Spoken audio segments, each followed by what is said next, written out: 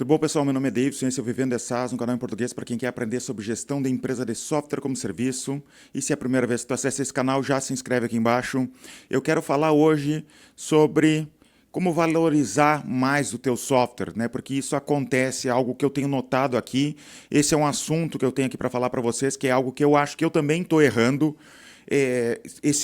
Começou uma discussão interna aqui, depois que a gente leu um livro do Russell Brunson, sobre funis de venda.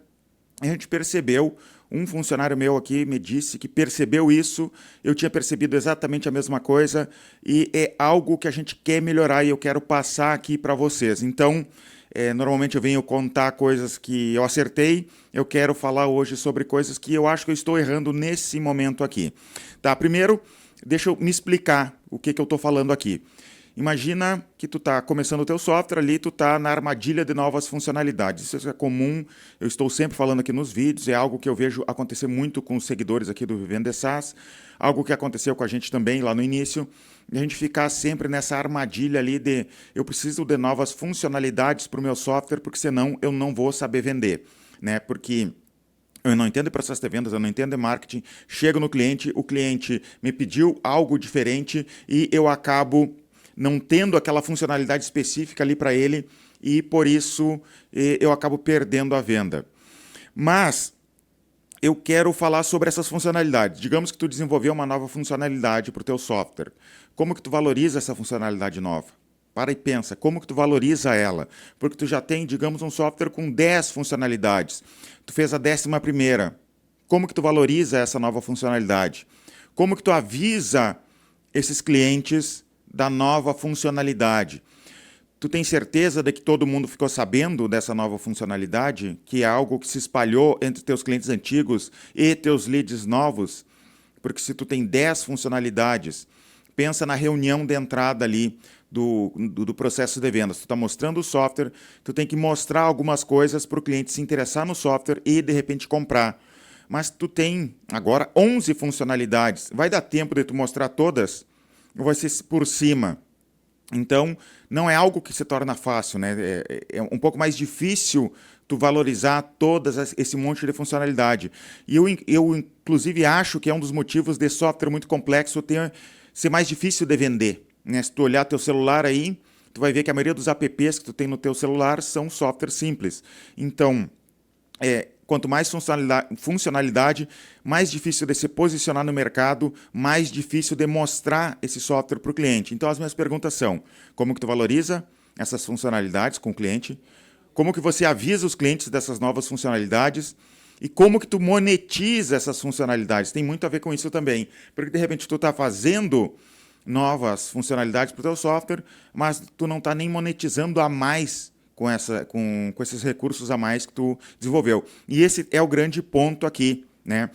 E além disso, é o grande ponto que eu quero falar, né? A gente faz coisa nova, a gente adiciona mais coisas para o cliente e nem sabe como monetizar isso a mais. O nosso pensamento inicial é: eu preciso disso para conseguir vender. Mas o meu ponto é: será que tu não poderia cobrar mais do cliente e, em vez de ficar se preocupando em vendas, ficar se preocupando muito mais na receita que tu pode construir com o tempo, graças a essas pequenas coisas?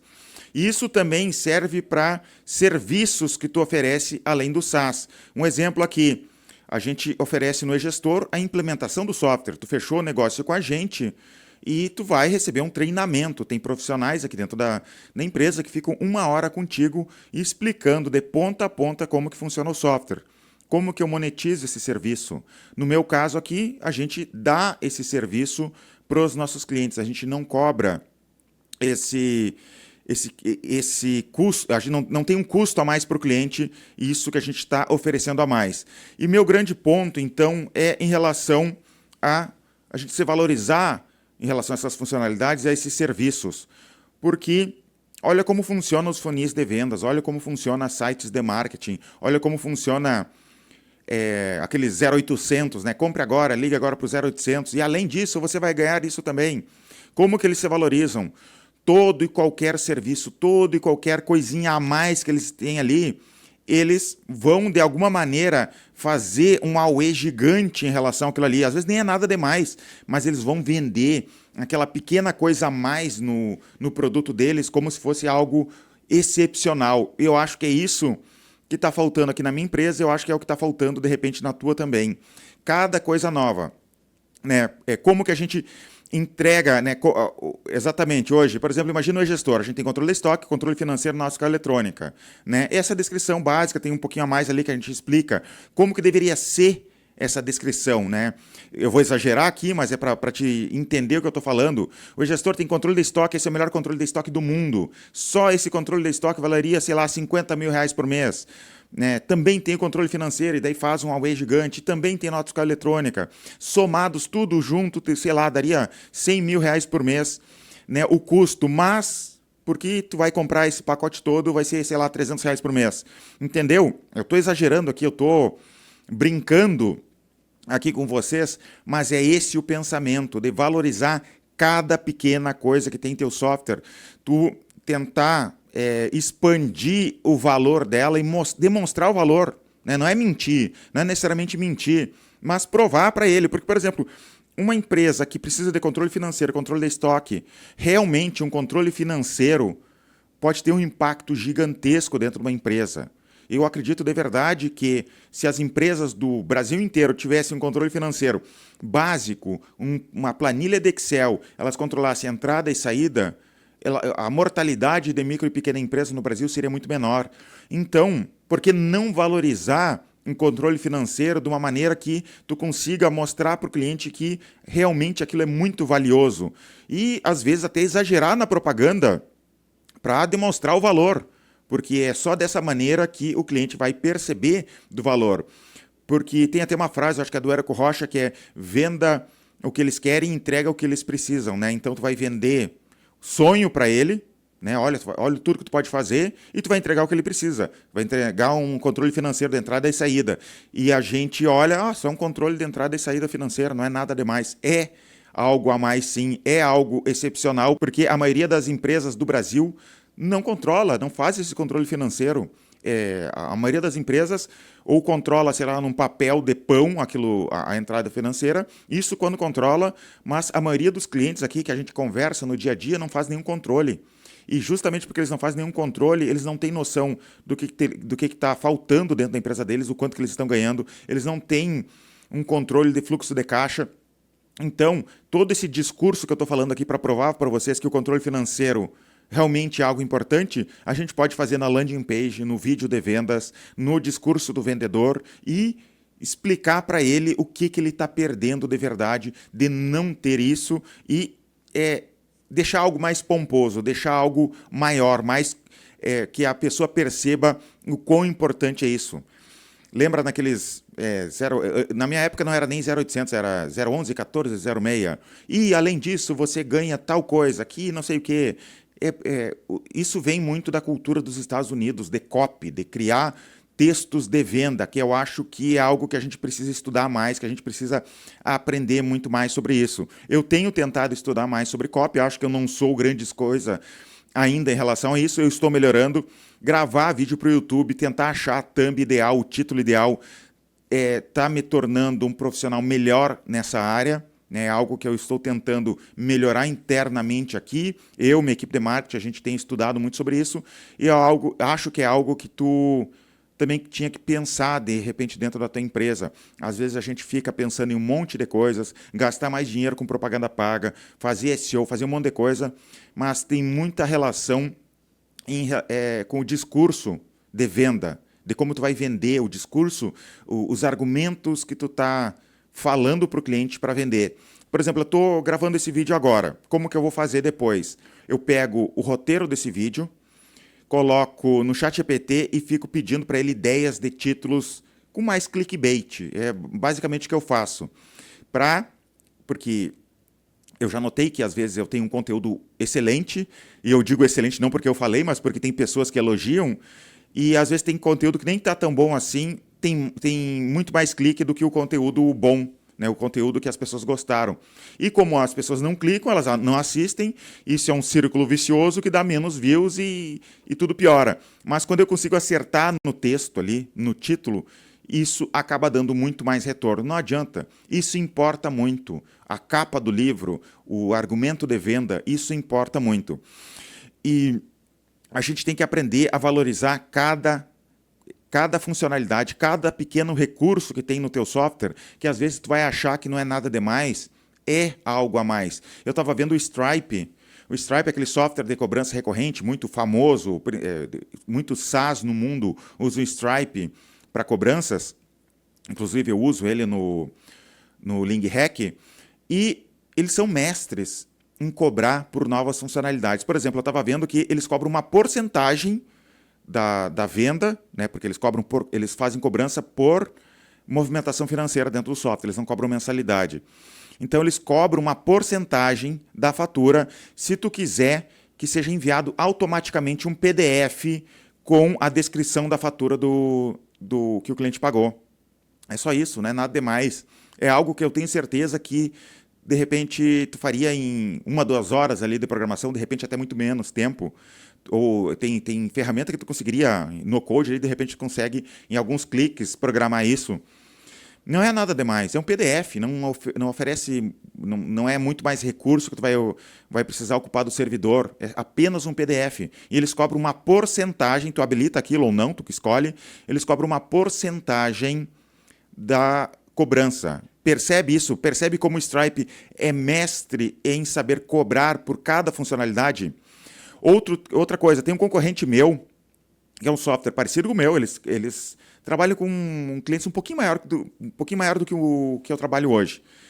E eles cobram tudo dentro do software deles. Eles cobram, por exemplo, tu compra o software deles, é um ERP, tu vai ter que comprar aulas para aprender a usar o software.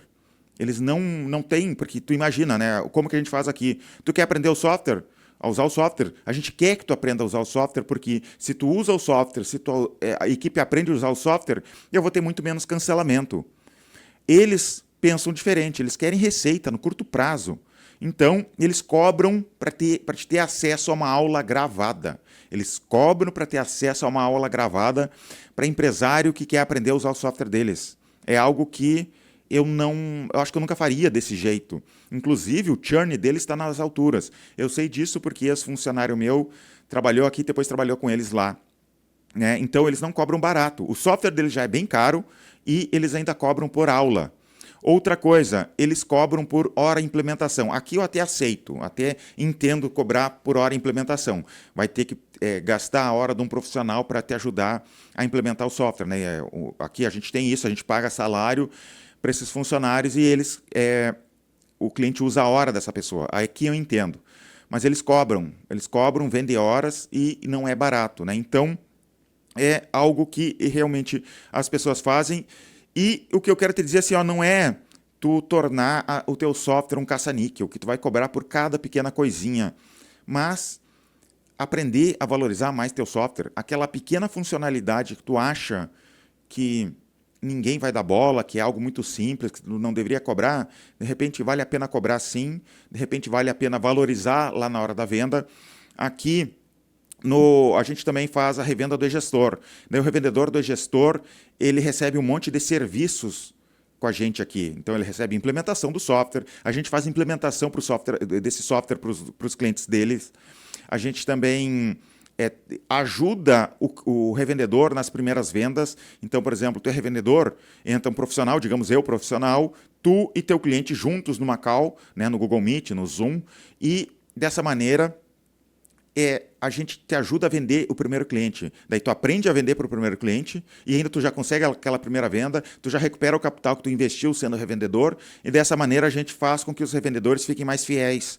Né? Mas a gente estava conversando aqui que a gente não valoriza isso, a gente não diz assim para o cliente, olha, só isso aqui que eu estou te fazendo, normalmente eu cobraria, sei lá, R$500 a hora, tá? Para fazer isso aqui com os clientes. Mas, como tu está começando aqui, a gente vai fazer de graça para ti ou vai te fazer um preço muito mais barato. Daria para fazer isso?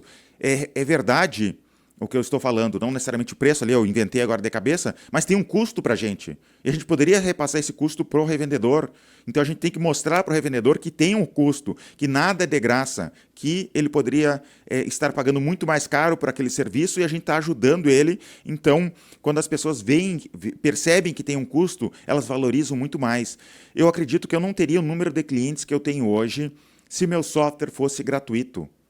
Eu não teria o número de clientes que eu tenho hoje se meu software fosse gratuito, justamente porque é pago, as pessoas respeitam muito mais. Inclusive, eu tenho concorrente totalmente gratuito, tinha um concorrente que era até apoiado pelo Sebrae, e eles não nos atrapalharam nas vendas. Lá no início, eu me assustei quando eles começaram, eu pensei, cara, isso vai dar um problemão no mercado, vai ter gente que vai ficar com eles e não vai fechar com a gente, porque é de graça. Não impactou a gente, de jeito nenhum. Por quê? Porque eu sou empresário aqui, eu quero uma coisa que funcione. Eu quero pagar para ter o direito de reclamar se o software não está funcionando. Então, eu não teria o número de clientes. Então, a gente tem que aprender a, de alguma maneira, mostrar para o cliente isso, né? E dentro do livro do Russell Brunson, que é aquele .com Secrets, ele fala sobre a oferta irresistível, que é algo que a gente tem que aprender a fazer. Digamos, se o módulo X e o módulo Y, juntos eles saem, sei lá, o módulo X custa R$100, o módulo Y custa R$100, se tu comprar esse pacote aqui, tu vai pagar 150 em vez de R$200. Isso é horrível a minha explicação. É muito melhor a explicação do Russell. Mas é mais ou menos isso a ideia da oferta irresistível. O Russell Brunson falou que uma vez ele foi num evento, mostrou o celular dele, disse aqui, agora, no final dessa palestra aqui, vai ter gente querendo pagar $100 mil pelo meu celular. Acho que eram esses valores. E o celular dele valia, sei lá, 4, 5 mil reais, o equivalente. E ele começou a falar tudo que tinha dentro do celular dele, contato com pessoas importantes no mundo, né? Tinha um contato direto com as pessoas importantes do mundo, um monte de cursos importantes que ele já fez, um monte de coisa. Ele começou a demonstrar um monte de coisa que tinha aquele celular dele, e dessa maneira um monte de gente levantou dizendo que queria pagar $100 mil para ter acesso àquele celular. Isso é oferta irresistível, né? O conceito de oferta irresistível, vai ler o livro que ele explica muito melhor do que eu estou te explicando aqui. Mas é isso por hoje. Dá uma olhada aqui no link da descrição, a plataforma Vivendo de SaaS, para quem quer aprender a gerir empresa de software como serviço, quer aprender sobre como escalar empresa de software como serviço. Tem áudios reais de ligações de meus vendedores ligando para clientes, então tu pode se basear nisso. Tem uma aula sobre comissionamento de vendedores, que é algo que me pedem muito, tem dentro da plataforma Vivendo de SaaS, e também tem o microcurso de MicroSaaS. Clica aqui embaixo e nos vemos nos próximos vídeos. Muito obrigado.